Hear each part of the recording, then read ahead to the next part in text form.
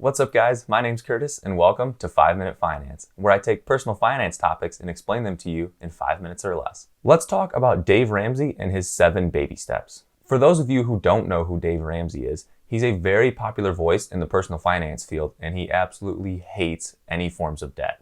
He has a program called the 7 Baby Steps that has helped thousands, probably even millions of people become debt-free and financially independent. But are his baby steps the best route to take? Let's first take a look at what his 7 baby steps are.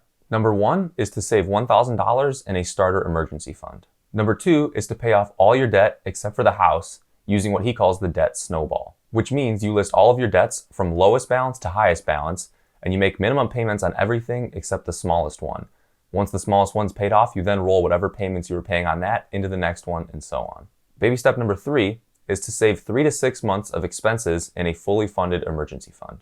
Moving on to step number 4, you should invest 15% of your household income, not your take-home pay, your household income, in your retirement. Step number 5 is, if you have children, start saving for their college fund. Step number 6 is to pay off your home early.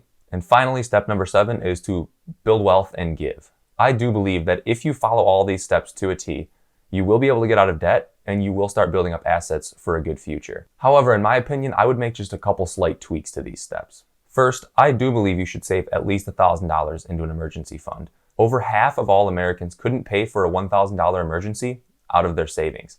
So I think this is definitely a good first step. Now, before we get to step 2, where you start paying off all your debt, in my opinion, if you work for an employer that offers a 401k match, you should absolutely take advantage of that. Employer 401k matching is the only thing that I'm aware of where you get an immediate 100% return on your money. And I think it's always a good idea to start saving for retirement as early as possible. Once you get to baby step 2, mathematically the fastest way to pay off debt is actually using what's called the debt avalanche, not the debt snowball. I'll have a video on debt avalanche versus debt snowball in the future, but the main difference here is that with the debt avalanche, you lower your debts from highest interest rate to lowest interest rate and pay them off in that order. As we talked about with the debt snowball, you order them from lowest balance to highest balance. Regardless of the method that you choose, I believe that paying off your debts is always a good step in the right direction. Step 3 is pretty self-explanatory. You just want to build up that emergency fund even bigger, up to between 3 and 6 months.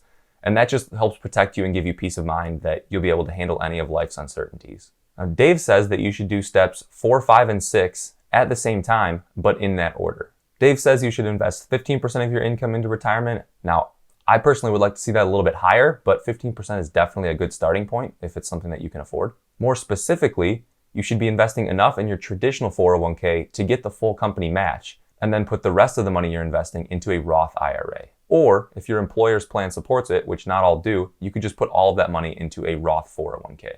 Step 5, I also have absolutely no issue with. If you have children, I think it's always a great idea to start saving for their future education expenses as soon as possible. Step 6 is where it gets a little weird, and it's by far the most controversial step of Dave's program. Some people would tell you that you should never pay off your mortgage because the interest rate is lower than the return you could get if you invested all that extra money you're paying on your mortgage. Whether or not you follow this step kind of depends on who you are and how comfortable you are with debt. For example, if you would like to retire early, you're probably going to want to be investing more than 15% of your income, with at least some of that going to a non-retirement account so you can access those funds before age 59 and a half. But if you do like the idea of being debt-free and not owing anything on your house, just make sure you're investing a good portion of your income. You don't want too much money tied up in your house, which is an illiquid asset. Lastly, I completely agree with Dave Ramsey's step number 7. Once you've gotten to this point, continue to save and invest, but also give as much as possible. And I would even advise you to give whatever you can while you're going throughout all of these steps.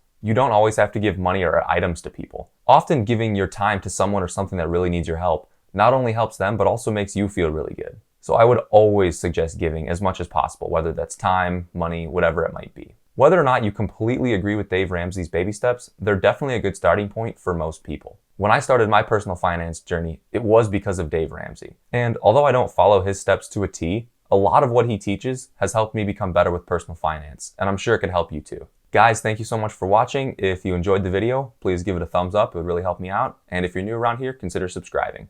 Thanks.